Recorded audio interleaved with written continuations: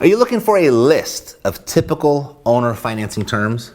If so, I'm gonna do you one better. I'm gonna give you a big list of typical owner financing terms, and then I'm gonna show you how to put them to work so you can build your real estate portfolio without limits and without banks. And if you're really serious about your real estate investing, by the way, click the subscribe button and ring the bell, ring that notification bell so you never miss an episode. I post really cool stuff like this each and every week. Alrighty, let's get started.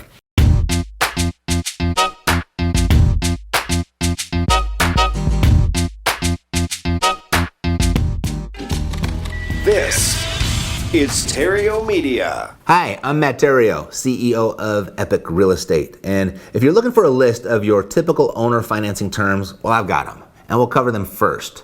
And if you'd like to see how to put them to work for yourself, like I've shown thousands of my clients to do just that, I'll show you that too. Alrighty? Just a note, this is a rather advanced training that you really won't learn this way anywhere else. After we're done here, if you want even more help, I'll show you how to get it. Sound good? All right. Okay, I'm gonna give you a list of typical owner financing terms, but understand this. The foundation of every deal lies within the seller's motivation to sell. Meaning, if the seller isn't motivated, it's going to be a lot tougher to strike a deal using these owner financing terms.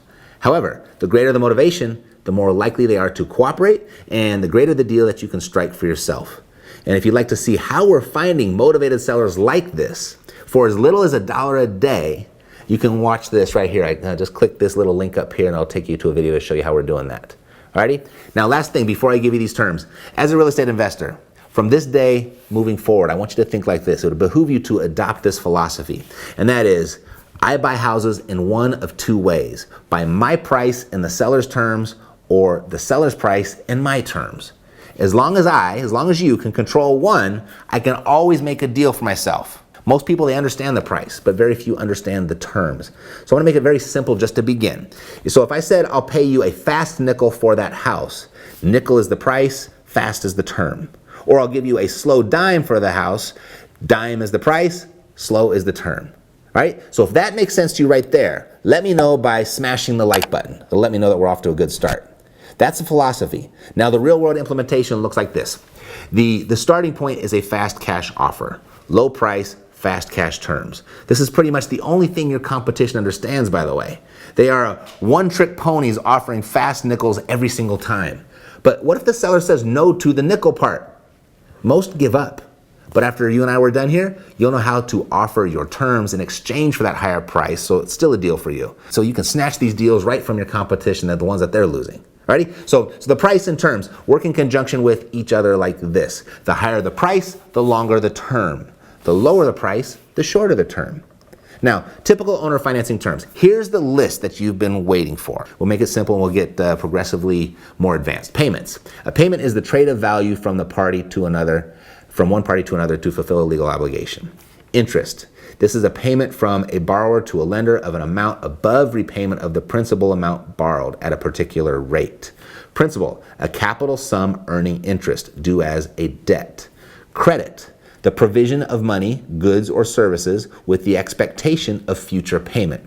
Down payment, a part of the full price paid at the time of purchase with the balance to be paid later. Balloon payment, a final payment that is much larger than any earlier payment made on a debt. Moratorium, an authorized period of delay in the performance of a legal obligation or the payment of a debt. Profit share, payments to principals in a transaction that depend on the profitability of the transaction. Option, a contract that offers the buyer the right, but not the obligation, to buy a property at an agreed upon price during a certain period of time or on a specific date. Lease, a contract by which one party conveys property to another for a specified time, usually in return for a periodic payment. Lease to own, a contract that combines elements of a traditional lease agreement with an exclusive option to purchase. Carryback, when a seller acts as the bank or lender and carries a mortgage on the subject property.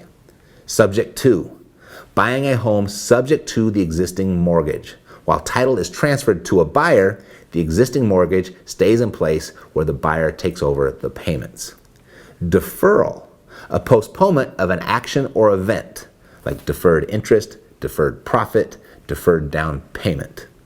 So there's your list of typical owner financing terms. There's enough there to make you really dangerous.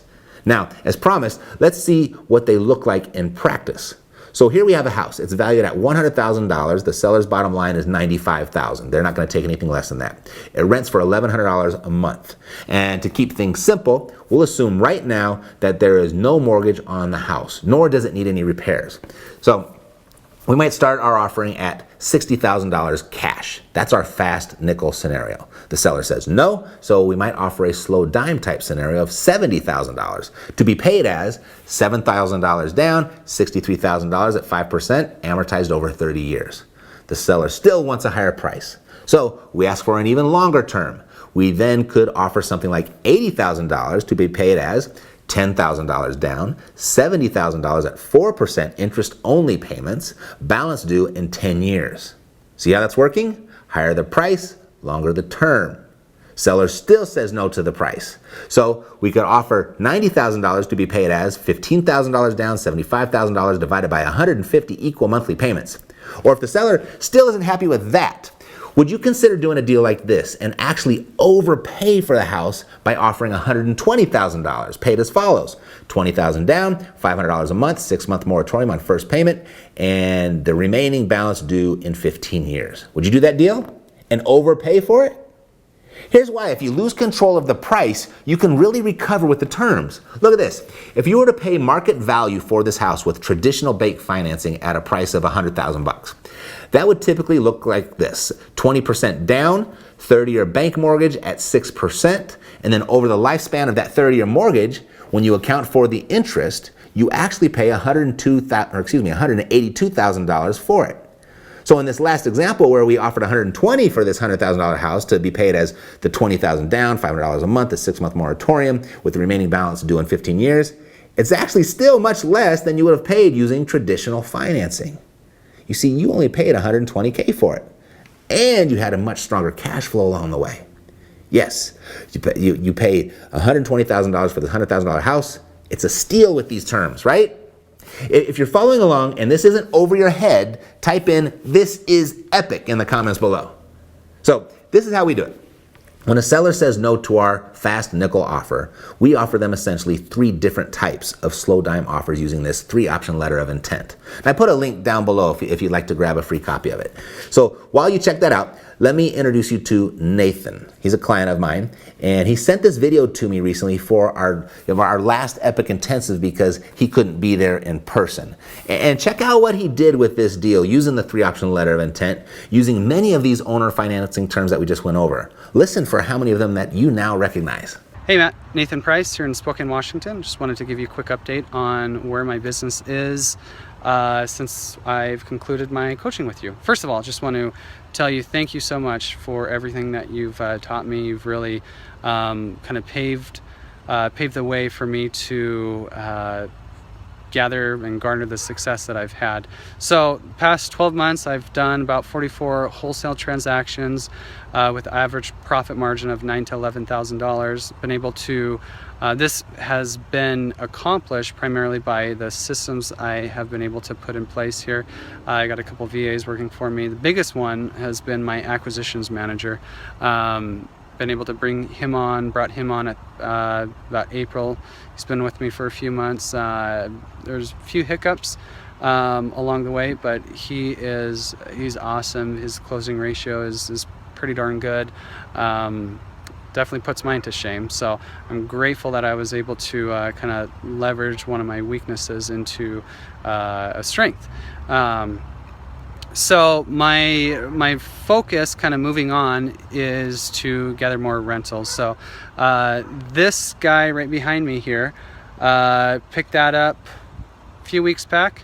I paid just about market value for it, about $9,000 down. It's going to need a little bit of work, and it should be able to rent out for $1,200 to $1,300.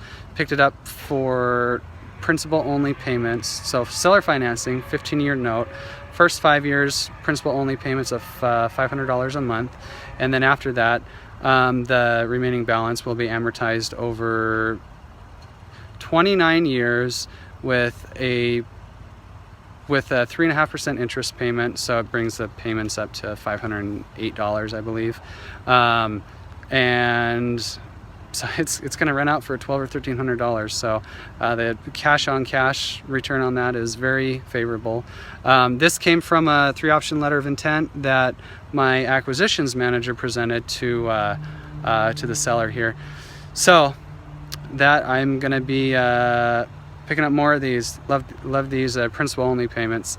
Anyways, thank you for everything you've done for me, everything that you've taught me. Sorry I can't be at the Epic Intensive. Make sure you tell everyone hi for me. All right, Matt, take care, and we'll chat later. So if you haven't done the math, I'll do it for you. That's a 96% cash on cash return. Your money invested would double every 9 months at that rate. How many of these types of deals would it take for you to reach financial independence? Not many, right? Now, if a house does have a mortgage on it, no worries, you can still do this. So rather than crafting price and terms for the entire house, you just take over the property subject to the existing mortgage and simply present your price and terms offer on the equity spread that's left in the property. And if you'd like to get more help with creative real estate investing and work together on your overall investing, there's a link below on exactly how to do that. And if we're moving way too fast, if this was way too fast and your head might still be spinning a little bit, especially around the part that I just mentioned about taking over a property subject to the existing mortgage, what I did is I pulled this step-by-step video out just for you. Click it and you're gonna learn how to buy a property subject to the existing mortgage. And if you know anyone that might find this video useful, please share it with them. It would be a favor to me as well, and even more importantly, it'd be a favor to them. So I'll see you next time. All right, take care.